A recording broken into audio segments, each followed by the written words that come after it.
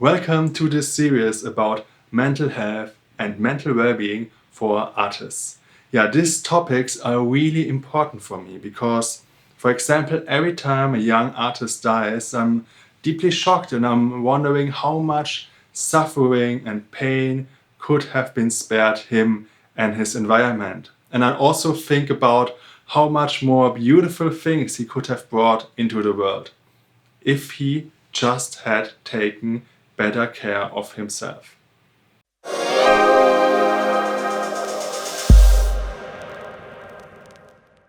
For me, the world would be an even better place if more and more people could learn how to rest in their innate mental well-being, because for me, this is the foundation for everything else.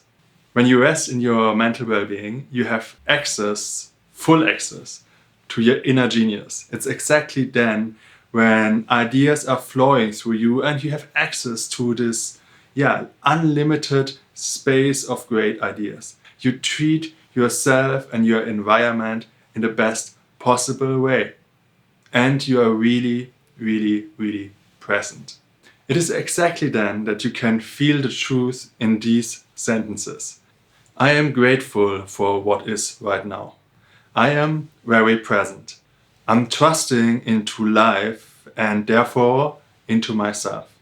I'm trusting that the right things will happen exactly in the right time for me.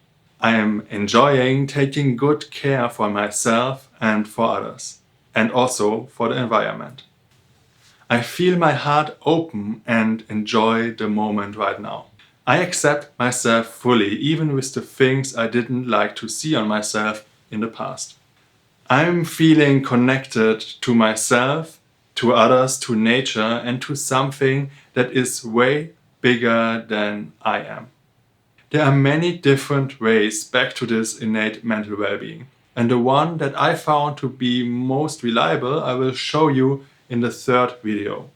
It helped me to get back from panic attacks, depression and anxiety to inner peace and emotional stability.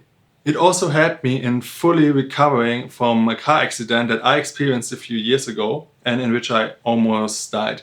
And you can still see the scar here around my head. And I consider myself really lucky to have read certain things before the car accident that I think led me towards never seeing it as a bad thing. And I think because of that, I did not develop PTSD, post-traumatic stress disorder. I think because of that, I developed something that's called PTG, post-traumatic growth. And this is really a thing. And for example, there are a lot of studies around the Second World War, especially about the death camps and the people who were put into them, for example, into Auschwitz.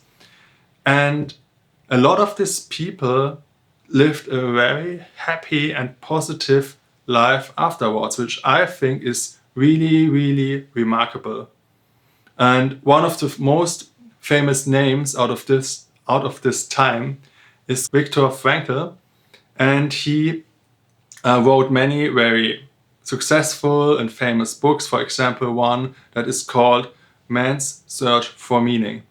And in these books, he describes that, in his opinion, the Nazis were able to take everything from him except one thing.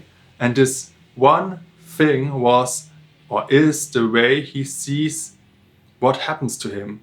It's the moment between stimulus and response. And in this moment, he says, is freedom. And we can choose how we see certain things. And I think exactly this thing helped him to develop PTG after this horrible experience. And I think this is also what helped me to develop PTG out of this story with this car accident. And about these things I will tell you more in the third video about this. Then watch the next videos. And I would like to end this video here with a quote by Sydney Banks. I realized that seriousness and discomfort are to mental illness as dark and damp are to fungus. On the other hand, love and light-heartedness are to mental illness as sunlight and dryness are to fungus. They assist to eradicate mental illness and promote mental health. If this video was helpful to you and you would like to see the next videos that I will publish on a weekly basis, then please subscribe to my channel, and you can do this by clicking on the subscribe button under this video. And yeah, I'm seeing you next week.